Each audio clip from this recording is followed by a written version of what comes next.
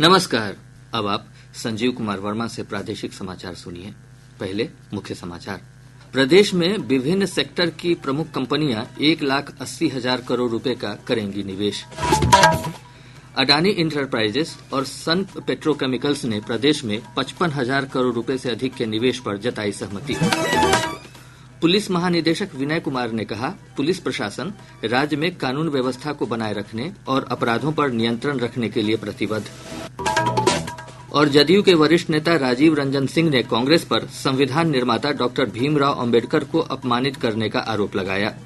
राजद नेता तेजस्वी प्रसाद यादव ने राहुल गांधी पर प्राथमिकी को साजिश बताया। अब समाचार विस्तार से। पटना के ज्ञान भवन में आयोजित Bihar business connect global investors summit में विभिन्न सेक्टर की प्रमुख कंपनियों के साथ 1,80,000 करोड़ रुपए के निवेश पर सहमति बनी है। इसमें प्रमुख रूप से अडानी ग्रुप की ओर से राज्य में 20,000 करोड़ रुपए की लागत से थर्मल प्लांट स्थापित किए जाने की घोषणा की गई है। अडानी इंटरप्राइजेज के प्रबंध निदेशक प्रणव अडानी ने कहा कि अडानी समूह बिहार में अन्य कई हजार करोड़ रुपए की परियोजनाओं पर काम कर रहा है, जिससे युवाओं को रोजगार मिलेगा। In 3 sectors, logistics, gas distribution and agri-logistics, we have already invested in excess of 850 crore rupees and have created 25,000 direct and indirect employment opportunities. We are now going to invest an additional 2,300 crores in these sectors. वहीं सन petrochemicals के MD Dilip Sanghvi ने बिहार में 36,700 करोड़ रुपए निवेश करने की घोषणा की। उन्होंने कहा कि यह निवेश अक्षय ऊर्जा और ग्रीन इंफ्रास्ट्रक्चर में 30,000 से अधिक नौकरियां सृजित करेगा। We are investing 36,700 crore rupees in renewable energy and storage infrastructure. I wish to use this opportunity to appreciate the significant change in the investors' sentiment and environment in the state, which encourages us to commit this and in subsequent projects.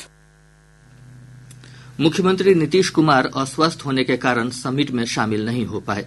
मुख्यमंत्री का संदेश लेकर पहुंचे ऊर्जा मंत्री विजेंद्र प्रसाद यादव ने कहा कि बिहार में उद्योगों के लिए तैयार हुए अनुकूल माहौल का पूरा लाभ प्रदेश के लोगों को मिलेगा।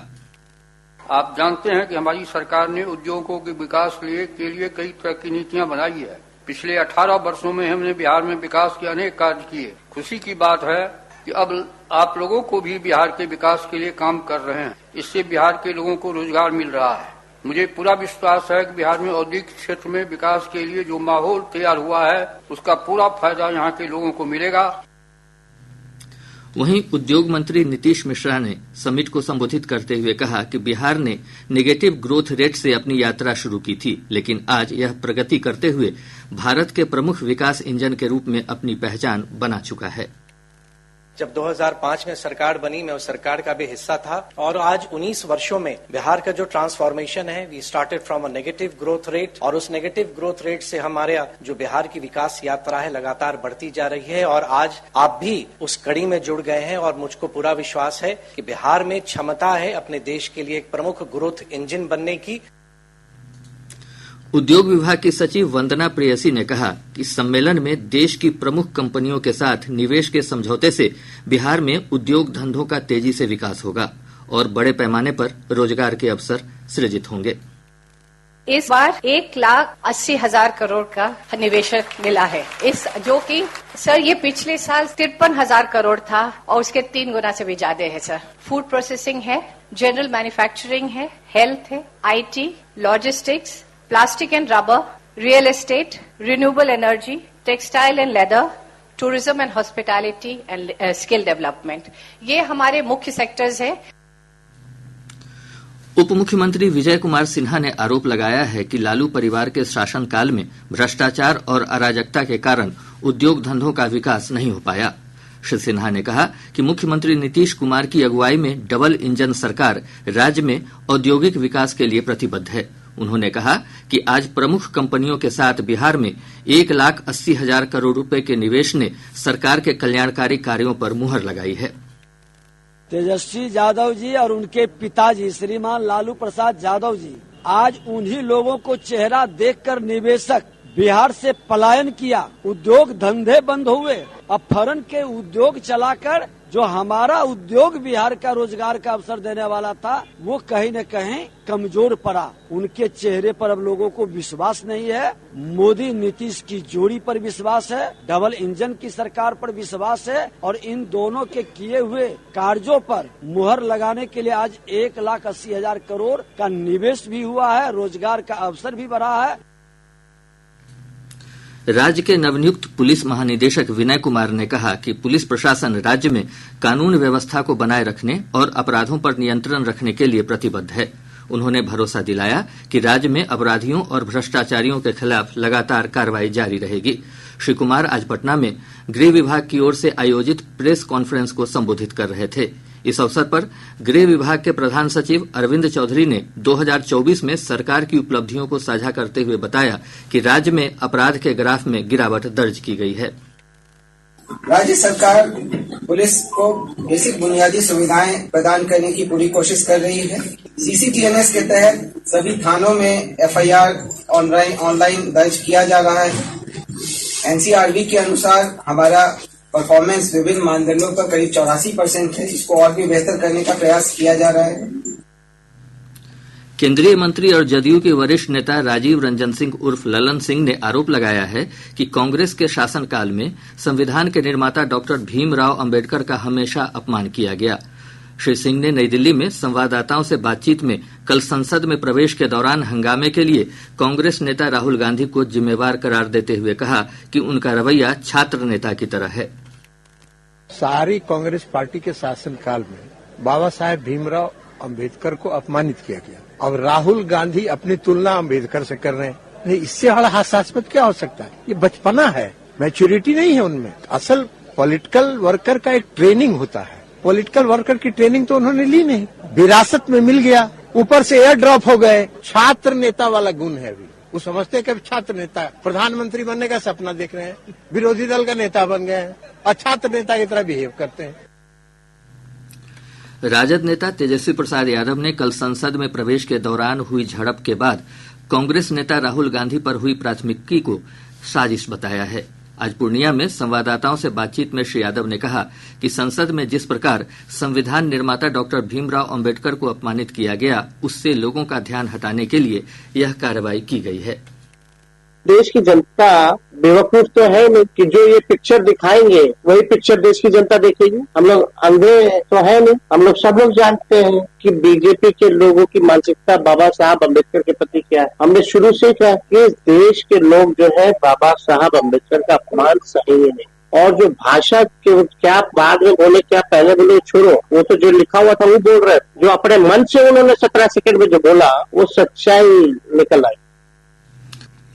प्रादेशिक समाचार आप आकाशवाणी पटना से सुन रहे हैं। ताजा समाचारों के लिए आप हमारे x handle AIR News_ Patna पर जा सकते हैं। एक राष्ट्र एक चुनाव से संबंधित 2 विधेयकों को संसद की संयुक्त समिति को भेज दिया गया है। समिति में लोकसभा के 27 सदस्य और राज्यसभा के 12 सदस्य शामिल हैं। आज लोकसभा की कार्यवाही शुरू होने के बाद विधि और न्याय मंत्री अर्जुन राम मेघवाल ने 129वां संशोधन विधेयक 2024 और केंद्र शासित प्रदेश कानून संशोधन विधेयक 2024 को संसद की संयुक्त समिति को भेजने का प्रस्ताव पेश किया। यह समिति संसद के अगले सत्र तक अपनी रिपोर्ट सदन को सौंप देगी। इधर संसद के दोनों सदनों की कार्यवाही हंगामे के कारण अनिश्चित काल के लिए स्थगित कर दी गई। एक राष्ट्र एक चुनाव के लिए गठित संयुक्त संसदीय समिति JPC के सदस्य के रूप में बिहार से भाजपा सांसद डॉक्टर संजय जायसवाल और लोजपा रामविलास की सांसद शांभवी चौधरी को नामित किया गया है। JPC का सदस्य बनाए जाने पर इन दोनों ने प्रधानमंत्री नरेंद्र मोदी का आभार व्यक्त किया है। इन्होंने कहा कि चुनावी प्रणाली को और अधिक पारदर्शी, प्रभावी और समावेशी बनाने में वे अपना पूर्ण योगदान देंगे। पूर्व प्रधानमंत्री भारत रत्न अटल बिहारी वाजपेयी की 100वीं जयंती भारतीय जनता पार्टी सुशासन दिवस के रूप में मनाएगी। भाजपा के प्रदेश अध्यक्ष डॉक्टर दिलीप जायसवाल ने आज पटना में बताया कि यह कार्यक्रम 25 दिसंबर से शुरू होकर 1 वर्ष तक चलेगा। इस दौरान प्रदेश के मंडल स्तर तक कार्यक्रम आयोजित किए जाएंगे। अटल बिहारी वाजपेयी जी के योगदान को पूरा देश कभी भूल नहीं सकता।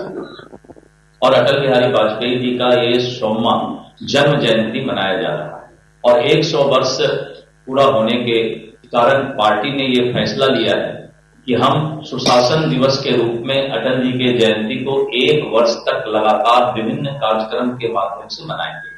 इसकी शुरुआत 25 दिसंबर को प्रदेश कार्यालय से हो रहा है। श्रम संसाधन विभाग की ओर से आज मुंगेर के पोलो मैदान में नियोजन सह मार्गदर्शन मेला का आयोजन किया गया। मेले में 21 निजी कंपनियों ने भाग लिया। इस दौरान 1785 अभ्यर्थियों ने नौकरी के लिए आवेदन किया। इनमें 410 अभ्यर्थियों को विभिन्न कंपनियों की ओर से चयनित किया गया। यह जानकारी नियोजनालय निदेशालय के उप निदेशक शंभुनाथ सुधाकर ने दी है।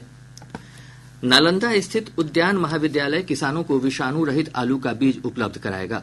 महाविद्यालय के प्राचार्य डॉक्टर रणधीर कुमार ने यह जानकारी देते हुए बताया कि इससे किसानों के खेती की लागत में कमी आएगी। उन्होंने बताया कि वैज्ञानिक तरीके से खेती करने के लिए महाविद्यालय की ओर से किसानों को प्रशिक्षित भी किया जाएगा। मौसम विज्ञान केंद्र पटना के वैज्ञानिक कुमार गौरव ने बताया कि अगले 24 घंटों के दौरान सुपौल, पूर्णिया, कटिहार, सहरसा, किशनगंज और भागलपुर जिले के अधिकांश स्थानों पर घना कोहरा छाये रहने की संभावना है। वहीं राज्य के अन्य जिलों में हल्के से मध्यम स्तर का कुहासा छाया रहेगा। आज के मौसम विश्लेषण के अनुसार वहीं अगले 5 दिनों के दौरान प्रदेश के मौसम में कोई विशेष परिवर्तन नहीं होने का पूर्वानुमान है। मौसम शुष्क एवं आकाश मुख्यतः साफ बना रहेगा। प्रदेश का अधिकतम एवं न्यूनतम तापमान अपने सामान्य रेंज में ही बना रहेगा। सुबह के समय प्रदेश के अधिकांश भागों में हल्के से मध्यम स्तर का कुहासा एवं विशेषकर प्रदेश के उत्तर पूर्व भाग में 1 या 2 स्थानों पे सुबह के समय घना कुहासा छाए रहने की संभावना है।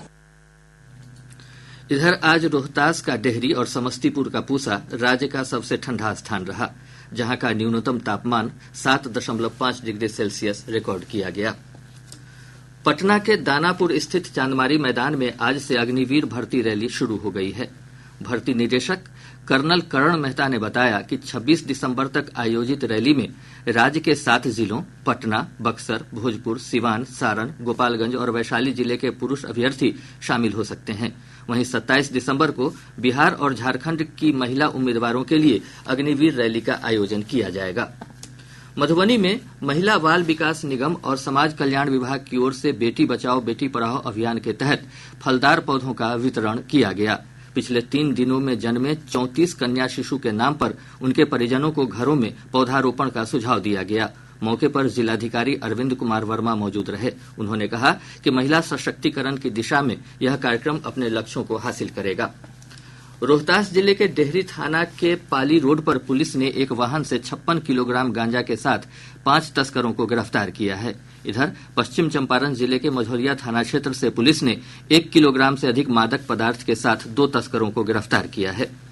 वित्त मंत्रालय के अवर सचिव संजय कुमार झा ने आज शेखपुरा जिले के बरबीघा में जीविका दीदियों से संवाद किया। इस अवसर पर श्री झा ने 116 जीविका समूहों को 5.5 करोड़ रुपए का चेक प्रदान किया। सुपौल के हरदी दुर्गा स्थान परिसर में जिला प्रशासन की ओर से वीर लोरिक महोत्सव में दंगल प्रतियोगिता का आयोजन किया जा रहा है, जिसमें स्थानीय और देश विदेश के पहलवानों के बीच कुश्ती का मुकाबला हो रहा है। और अब अंत में मुख्य समाचार एक बार फिर। प्रदेश में विभिन्न सेक्टर की प्रमुख कंपनियां 1,80,000 करोड़ रुपए का करेंगी निवेश।